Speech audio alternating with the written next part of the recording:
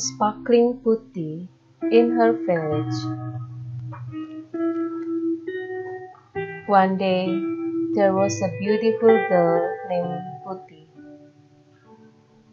a girl from a simple family who felt less fortunate in the childhood. She had 6 brothers. Putih was the youngest. Her 4 brothers were all drunkards. Her father was a businessman. Everyone in her village thought Putih was the daughter of the wealthy family.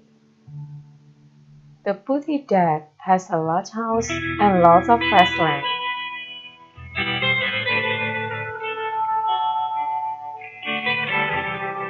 The fact was that every day she went to school on foot for half an hour. All of her schoolmates went to school by bicycle. Only Putih was on foot. Putih never felt tired walking to her school to achieve her goals.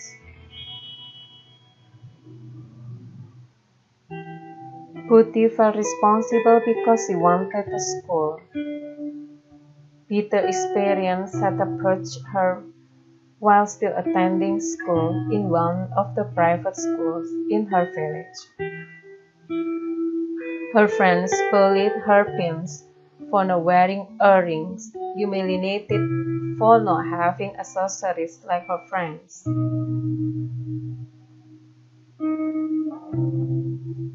One day, on the way home from school, a young man offered Putih a ride to get home. Putih refused, but the young man didn't despair of offering Putih. Until finally, Putih agreed on the yacht's invitation. At the corner of the housing that should turn right, the yacht motor, who over Putih drove straight and didn't turn right as it should. Putih felt anxious, fearful and trembling. The young man stopped in the swamp and showed her the vital part of his. Putih ran frightenedly and told her parents and siblings when she got home. Mother called a pedicab to take Putih to school because Putih was afraid to meet the young man who had tricked her. For about a month, Putih took a pedicab. Putih stopped pedicab and walked again as usual because Putih felt sorry for her mother. The economic reason was why she stopped taking pedicab. Putih knew her mother was looking for debts to ensure to pay her pedicab shuttle. The bell rang. Putih went out to the cafeteria with her friends. One by one, her friends avoided her. Putih felt sad because all friends stayed away from her. There was one teacher entering the classroom and came to Putih and said, Putih, go home first, huh? Until Putih cured of smallpox. Because the teacher sent her home, Putih obeyed him. After that, Putih realized the reason why her friends stayed away from Putih at rest. Finally, Putih came home and rested at home until she recovered.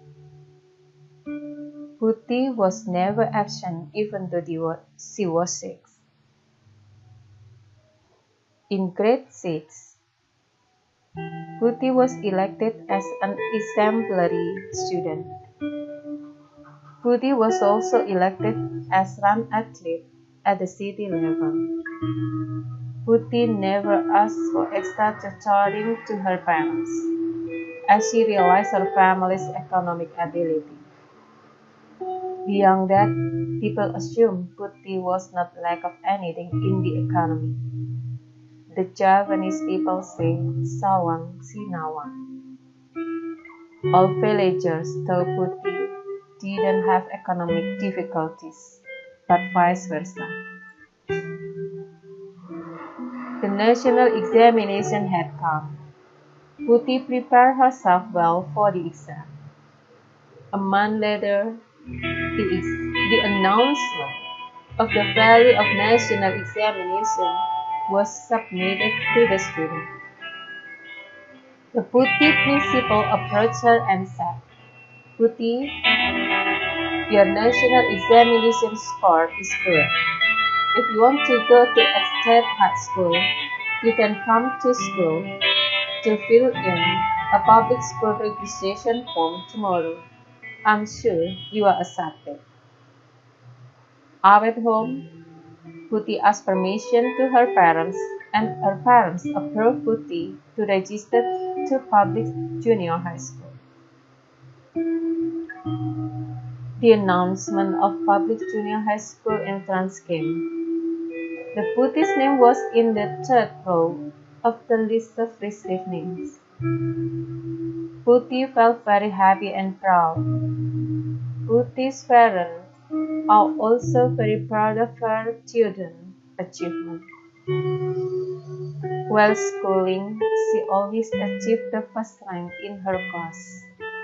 The paradigm of a child named Putih changed the paradigm in her village. Most people in the Putih's village thought that to be a smart kid had to attend additional lessons. But Putih changed it. Putih never attended additional lessons. Putih sharpened her brain by studying herself after tahajud. Putih, you were the inspiration in your village. Putih was always taken as an example by her neighbors to their children. The sparkling Putih in her village.